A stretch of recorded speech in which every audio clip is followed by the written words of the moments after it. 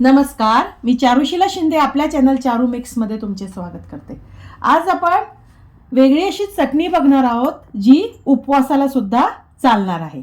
आता हे जे फळ तुम्ही बघताय हे शहरांमध्ये क्वचितच दिसायला मिळतं। हे फळ शहरांमध्ये क्वचितच बघायला मिळतं। हे गावाकडे सर्रास मिळतं। तर हे फळ आहे वूड ॲपल। इंग्लिशमध्ये याला वूड ॲपल म्हणतात आणि मराठीमध्ये कौट। आता ह्या कौटाची आपण चटणी करणार आहोत जी तुम्ही उपवासाला सुद्धा खाऊ शकता आणि एरवी सुद्धा खाऊ शकता आणि ही खूप छान गोड आंबट चटपटीत अशी चटणी बनते। तर चला वळूया याच्या कृतीकडे। चला तर याला लागणारं साहित्य 1 मोठा चमचा मीठ घेतलंय, 1 मोठा चमचा जिरं घेतलंय, अर्धा मोठा चमचा काळं मीठ घेतलंय आणि 2 मोठे चमचे हे काश्मीरी लाल तिखट आहे।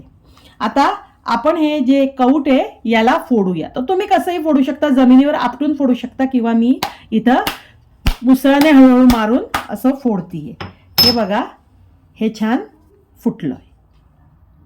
आता यातला गर मी चमच्याने एक वाटीत वेगळा करते आणि मग आपण याची चटणी करूया। हे बघा, ह्या कौटामधनं मी पूर्ण गर याच्यात काढून घेतलाय आणि यामध्ये काही थोड्याशा अशा शिरा असतात, त्या शिरा सुद्धा वेगळ्या करून घेतल्या। आता आपण याच्या चटणीकडे वळूया। त्याकरता मी एक मिक्सरचं भांडं घेतलंय, त्यामध्ये आपण हे पूर्ण कौट टाकणार आहोत। यामध्ये आपल्याला गूळ सुद्धा लागणार आहे। गूळ किती लागणार आहे तो सुद्धा मी सांगणार। आता यामध्ये तिखट, मीठ, काळं मीठ आणि जिरं हे सगळं मी यात घालते। हे तिखट, मीठ, जिरं आणि कौट यात टाकलंय। यात आपल्याला पाव किलोमध्ये कमी किंवा तुम्ही 1 वाटी भरून गूळ घेऊ शकता। 1 छोटी वाटी गूळ मी इथं घेतलाय। तर आधी आपण गूळ घालायच्या आधी हे जे सगळे जिन्नस आहे हे मिक्सरमध्ये फिरवून घेऊ। हे थोडं फिरवल्यावर मी त्यात गूळ सुद्धा घातलाय। आता आपण हे बारीक चटणी वाटून घेऊया। हे बघा, आपली चटणी तयार आहे। अशा प्रकारची चटणी उपवासाला किंवा एरवी ताटात डाव्या बाजूला वाढायला खूप छान चवीची लागते।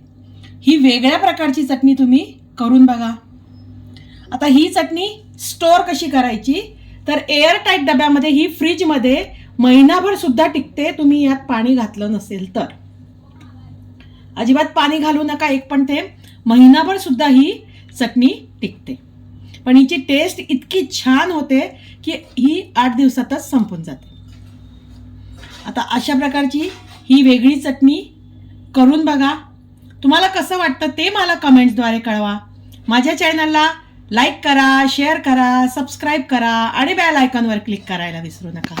बेल आयकॉनवर क्लिक केल्याने माझे पुढचे येणारे नवनवीन व्हिडिओचं नोटिफिकेशन तुम्हाला कळेल। व्हिडिओ बघण्याबद्दल धन्यवाद।